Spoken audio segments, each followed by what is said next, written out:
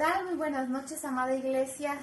Es un privilegio y un gusto, ¿verdad?, estar alabándole a nuestro Señor en este servicio. Y bueno, para empezar este tiempo de alabanza me gustaría leerles algunos versículos de la palabra de Dios. Estos se encuentran en Primera de Crónicas, capítulo 16, versículos del 27 en adelante. Dice: alabanza y magnificencia delante de él, poder y alegría en su morada. Tributad a Jehová, oh familias de los pueblos, dad a Jehová gloria y poder. Dad a Jehová la honra debida a su nombre. Traed ofrenda y venir delante de él. Postraos delante de Jehová en la hermosura de la santidad. Temed en su presencia toda la tierra, el mundo aún establecido para que no se conmueva. Así que, amados hermanos, adoremos a nuestro Señor, porque Él es un Dios de consolador y es un Dios de amor. Fuerte Dios, consolador,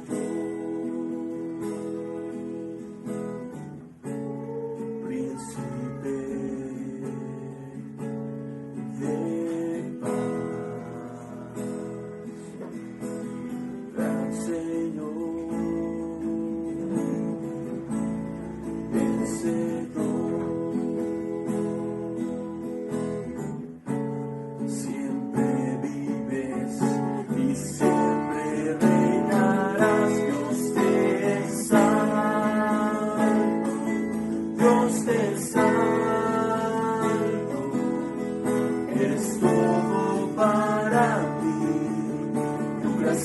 Canta de ti, te exalto, Dios te exalto,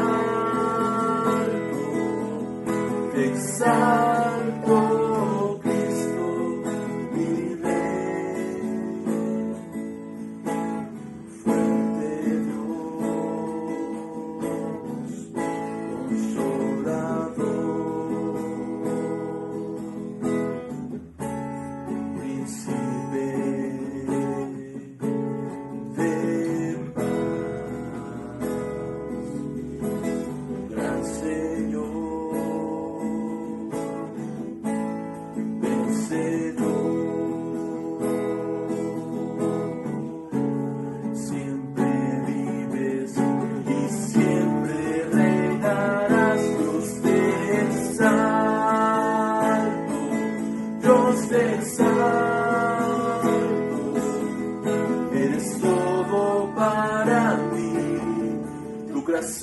canta de ti, te exalto, Dios te exalto,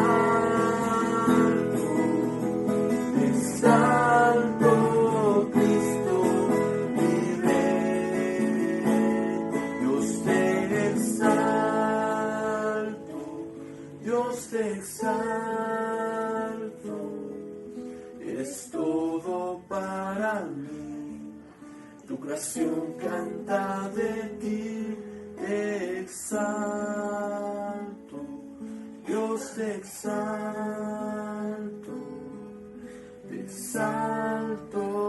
Cristo mi Rey.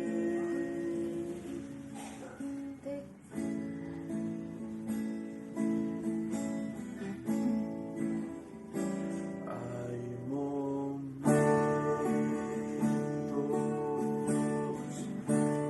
las palabras no alcanzan para decirte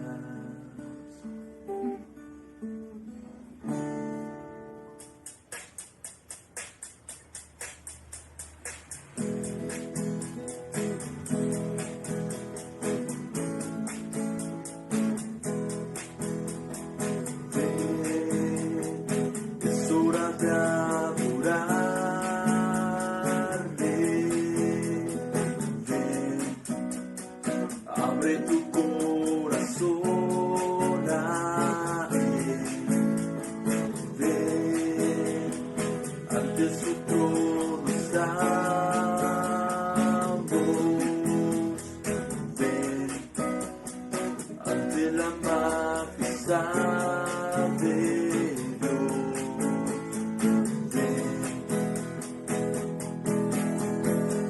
Toda lengua confesará que eres Dios, las rodillas se doblarán, y un tesoro eterno tendrás en él, si escoges su amor.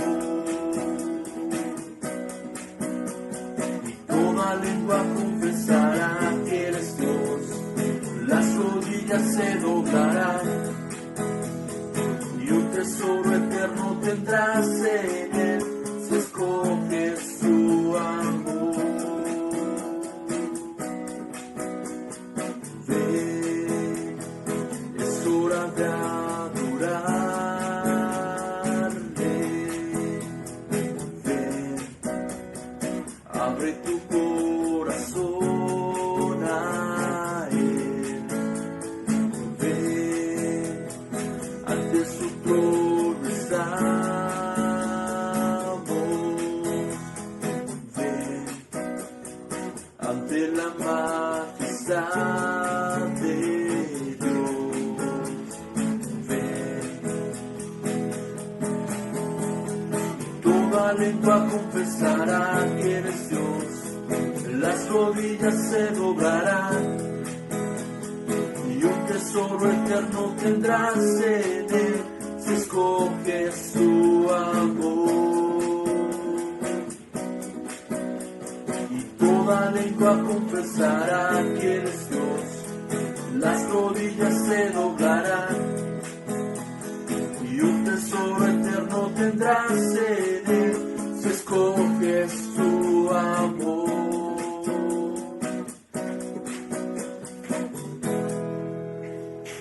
Amén, Dios los bendiga.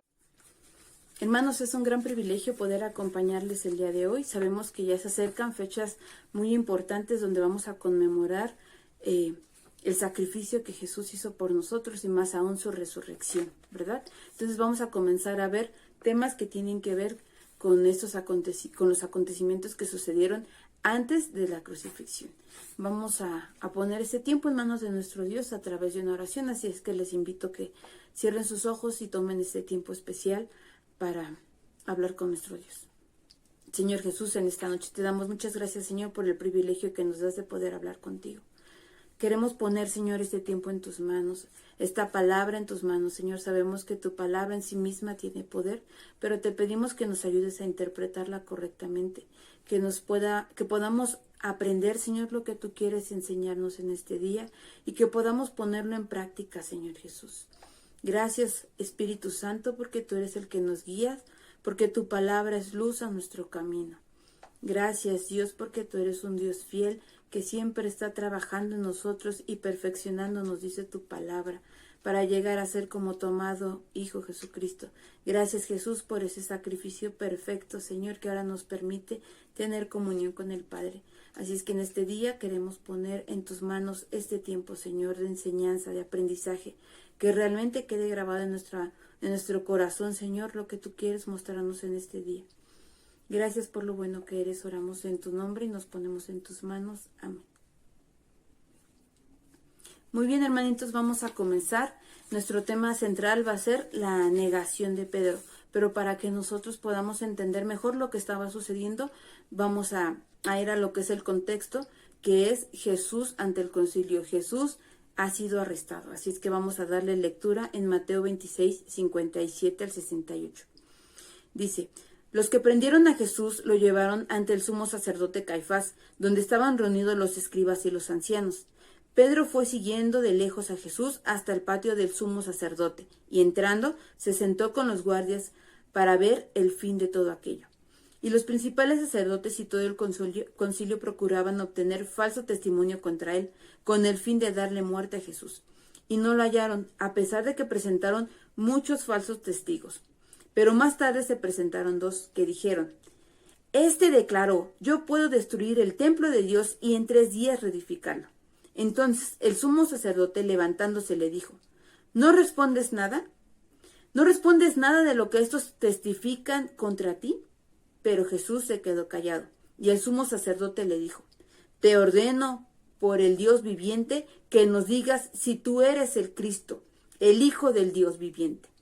Jesús le contestó, tú lo has dicho. Sin embargo, a ustedes les digo que desde ahora verán al Hijo del Hombre sentado a la diestra del poder y viniendo sobre las nubes del cielo. Entonces el sumo sacerdote rasgó sus vestiduras diciendo, ha blasfemado. ¿Qué necesidad tenemos más de más testigos? Ahora mismo ustedes han oído tal blasfemia. ¿Qué les parece? Y ellos contestaron, él es digno de muerte. Entonces comenzaron a escupirle en el rostro, le dieron puñetazos y otros lo abofetearon, diciendo, adivina, Cristo, ¿quién es el que te ha golpeado? Bien, hermanos, vamos a encontrar que durante esta noche Jesús había estado en oración en el Getsemaní, ¿verdad? Había tomado un tiempo especial para tener comunión con su Padre porque sabía él lo que le iba a acontecer. Mientras sus discípulos estaban, dice, durmiendo, ¿verdad? Este juicio se llevó totalmente ilegal, ¿verdad? Los mismas personas que estaban ahí, las mismas personas que se habían puesto para que el juicio se pudiera llevar de una forma legal, de una forma justa, eran los mismos que habían traído testigos falsos, porque tenían toda la intención de matarle. Por eso dice en Deuteronomio 19:16, si un testigo falso se levanta contra un hombre para acusarlo de transgresión, los dos litigantes se presentarán delante del Señor, delante de los sacerdotes y de los jueces que hay en esos días, y los jueces investigarán minuciosamente, y si el testigo es un testigo falso y ha acusado a su hermano falsamente, entonces ustedes le harán a él lo que él intentaba hacerle a su hermano. Así quitarán el mal en medio de ustedes. Entonces, tenían reglas que estaban muy específicas para evitar que un juicio se llevara de una forma, a cabo de una forma ilegal, de una forma injusta. Sin embargo, ellos sabían y aún así hicieron tales cosas. Llevaron testigos falsos con toda la intención de que Jesús fuera crucificado. Y si nosotros seguimos leyendo, sabemos que Jesús guarda silencio, ¿verdad? Se cumple lo que dice Isaías 53:7.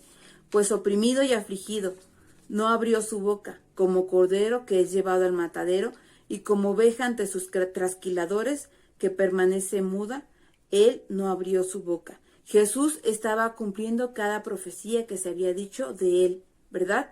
Y cuando Caifás ve que aún lo del templo no le parece algo suficientemente fuerte como para condenar a Jesús a muerte, entonces él le pregunta directamente si Jesús es el Hijo de Dios.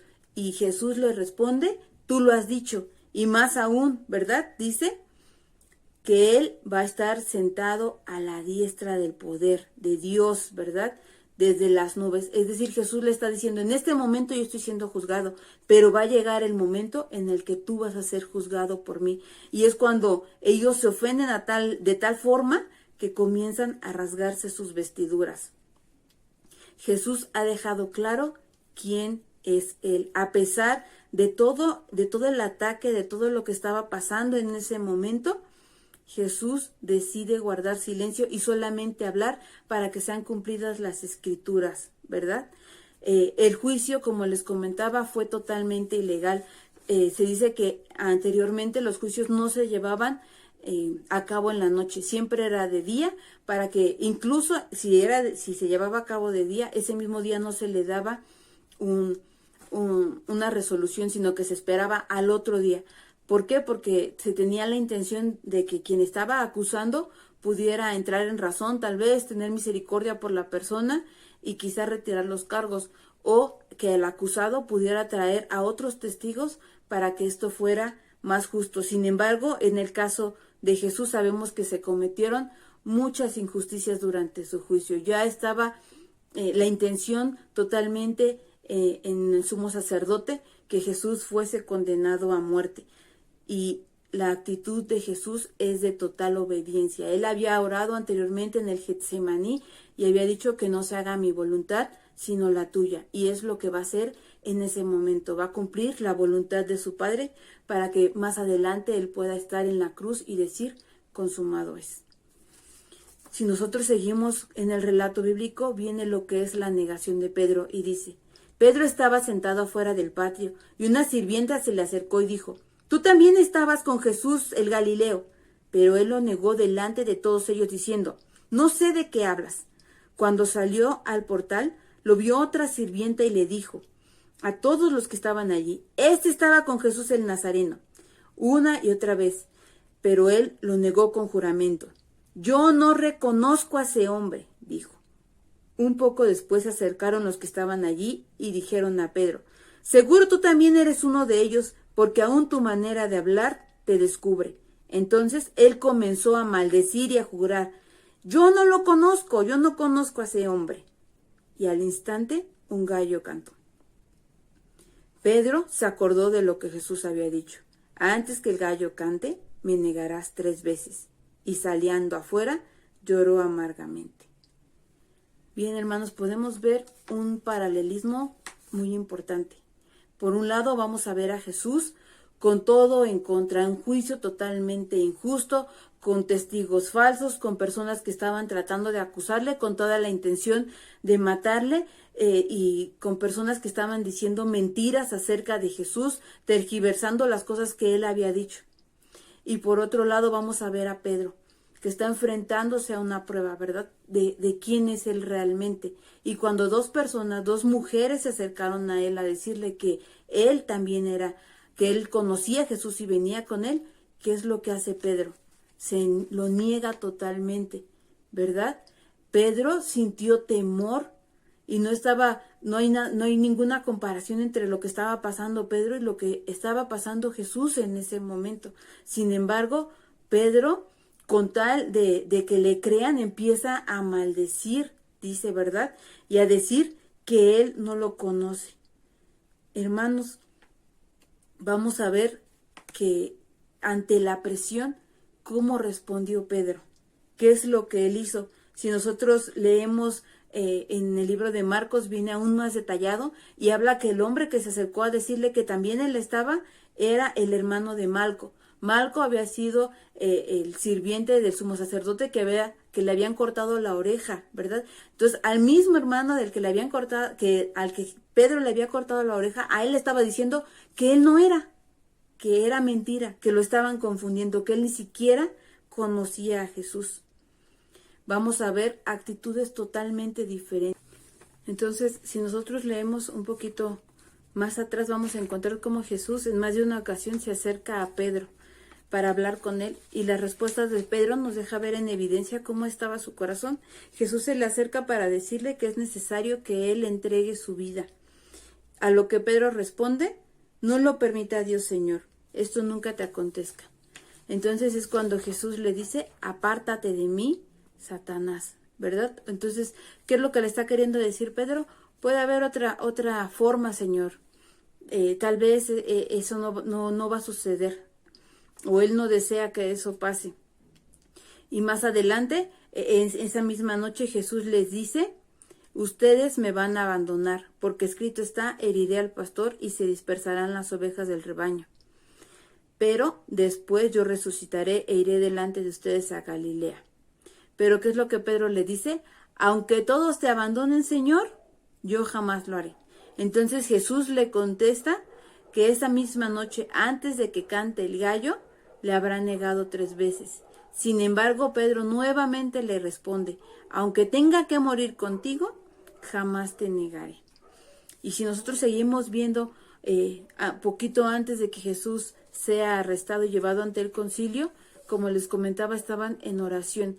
Jesús le pide a Pedro, a Juan y a Jacobo que se aparten todavía un poco más de todos los demás para que estén velando y orando. Sin embargo, cuando Jesús se acerca a ellos a ver cómo estaban, ellos estaban dormidos.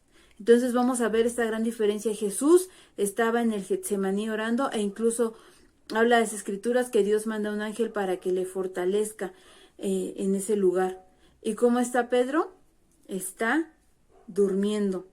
Hermanos, todo esto nos trae enseñanza. Primero vemos a Pedro que no le cree a Jesús, que cree que puede llegar otra solución, quizá que no va a ser necesario que Jesús entregue su vida. Después Jesús le está diciendo que le va a negar, y Pedro le dice que no, que todos lo pueden hacer. Sin embargo, él no lo va a hacer, que Jesús se equivoca. Y más adelante entonces leemos que Jesús les pide que estén en oración y Pedro se queda dormido. Pero vamos a seguir con el relato bíblico para que sigamos entendiendo mejor qué sucedió. Si nosotros leemos, más adelante vamos a encontrar a Judas, ¿verdad? Que Judas se arrepiente y él va a entregar o a devolver las monedas que le habían dado por haber vendido a su maestro. Sin embargo, dice que ya no se las aceptan. Y Judas, arrepentido, pide y pide que todo esto se vuelva atrás al ver las consecuencias de lo que había pasado. Sin embargo, ellos dicen, no, ya no se puede.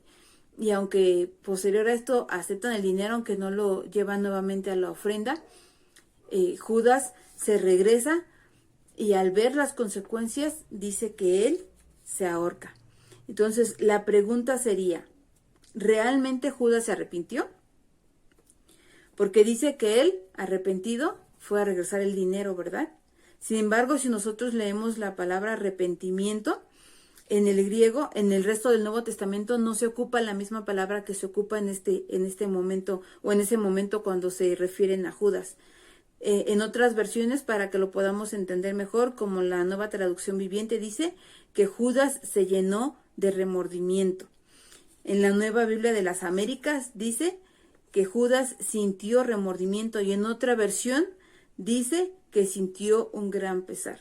Entonces Judas realmente no se había arrepentido, ¿verdad? Judas había sentido remordimiento de lo que había hecho. Él, al ver las consecuencias de lo que sucedió por él haber entregado a su maestro, no pudo con ese gran pesar y entonces se quitó la vida. Hermanos, si nosotros regresamos a la historia de Pedro, ¿qué es lo que sucedió después de que él se da cuenta que niega a Jesús y que se cumple lo que Jesús le había dicho? Porque dice en las Escrituras en un momento que su mirada se cruza con la de Jesús después de haberle negado. Dice la palabra que él salió y lloró amargamente. Entonces vamos a encontrar otra diferencia entre Judas y Pedro. ¿Qué es lo que hace Judas? Él tiene remordimiento, ese gran pesar por lo que había pasado, por las consecuencias que estaban enfrentando Jesús a causa de que él lo había vendido y no puede con la culpa y se suicida. Y en el caso de Pedro dice que él empieza a llorar amargamente porque empieza a reconocer que él realmente se equivocó, que no era lo que él creía, ¿verdad? Si nosotros leemos 2 de Corintios 7:10, dice, la tristeza que proviene de Dios produce el arrepentimiento que lleva a la salvación, de la cual no hay que arrepentirse, mientras que la tristeza del mundo produce muerte. Entonces, no solamente va a ser suficiente que nosotros nos veamos expuestos o sentirnos culpables cuando nosotros pecamos delante de Dios. Eso puede ser un inicio, pero no se tiene que quedar solamente en el sentimiento de estar mal, de sentirse culpable, sino debe de haber un arrepentimiento real, como lo hizo Pedro, ¿verdad? Porque dice su palabra que esa tristeza que produce el mundo te va a llevar a muerte. Sin embargo, la que produce Dios te lleva a salvación. Pedro llora amargamente, dice en Marcos 16, dice en Marcos 16 que Jesús toma un tiempo para estar con Pedro más adelante, para restaurarlo. Dice que en lo secreto Jesús se acerca a Pedro y en ese momento Pedro también se acerca a Jesús y ya después, posterior a esto, frente a todos los discípulos, Jesús le pregunta, Pedro, ¿me amas? Y que le dice Pedro, sí Señor, te amo, y Jesús le contesta, entonces apacienta mis ovejas, encárgate de mis ovejas. Pedro es restaurado primero personalmente y después públicamente. Hermanos, Jesús es el único que puede hacer esta gran obra. Si nosotros nos ponemos a reflexionar acerca de todos estos acontecimientos, pudieran parecer que son aislados, ¿verdad? Primero sucede uno, luego otro por separado. Sin embargo, todos van entrelazados. Todos tienen una intención de por qué sucedió primero una cosa y luego la otra. Si nosotros vemos a Jesús, primero vamos a ver a un hombre obediente, a un hombre fuerte, a un hombre valiente, que se enfrentó y que aceptó la voluntad de su Padre. Si nosotros vamos en comparación a Pedro, vamos a ver a un hombre que tuvo temor, un hombre que mintió, ¿verdad? ¿Por qué? Porque no se encontraba realmente tan cerca de Jesús como él creía. No le creyó a Dios, no le creyó a su palabra. Puso en duda lo que Jesús le estaba diciendo acerca de quién era él realmente. Él dijo, no, yo jamás te negaría. Y cuando él tenía que tener ese tiempo de oración, él no lo hace. Y entonces la consecuencia es que él se aleja. Y si nosotros más adelante también vemos a Pedro en relación a Judas, vamos a ver que Judas solamente sintió el remordimiento de haber traicionado a su maestro. A diferencia de Pedro, que también le traicionó, pero Pedro sí tuvo un verdadero arrepentimiento, porque más adelante vamos a ver la actitud que toma Pedro. Él escribe con total libertad, después de que es restaurado, perdonado a través de Jesús, y dice, el Señor cerró su boca cuando le acusaron falsamente y no dejó huellas de su sufrimiento. Caminamos detrás de ellas y seguimos sus pisadas. Eso habla de una persona que está totalmente restaurada, que está arrepentida, que ahora puede hablar aún de lo que hizo, de lo que sucedió con libertad, ¿verdad? Sin empezar, porque su comunión con Dios es nuevamente muy, muy íntima. Hermanos, Pedro nos deja muchas enseñanzas. Al igual que en el caso de Jesús, cómo podemos ver la firmeza, la veracidad, el valor, la sumisión ante la voluntad de su Padre. Podemos ver también el temor en Pedro, pero también podemos ver las consecuencias que se tiene cuando alguien se arrepiente realmente, y en el caso de Judas, cuando solamente uno siente remordimiento. Hermanos, afirmemos nuestra relación con Dios como lo hizo Pedro. Creamos en su palabra y no intentemos corregirla. No intentamos decir, no, Señor, pero mejor es así, mejor este camino. No, Dios ha dejado claro qué camino debemos de seguir y las cosas a las que nos podemos enfrentar. Además, es importante que nosotros tampoco tengamos un concepto de nosotros que no es real, que nosotros no pensemos que los demás lo van a hacer, los demás sí se atreven, pero yo no, yo jamás me atrevería. No lo sabemos, hermanos. No nos durmamos como lo hizo Pedro. En cambio, velemos en oración, estemos fuertes, tengamos una relación estrecha con nuestro Señor para que cuando venga la prueba nosotros podamos pasarla, nosotros podamos presentarnos de una manera digna delante de nuestro Señor.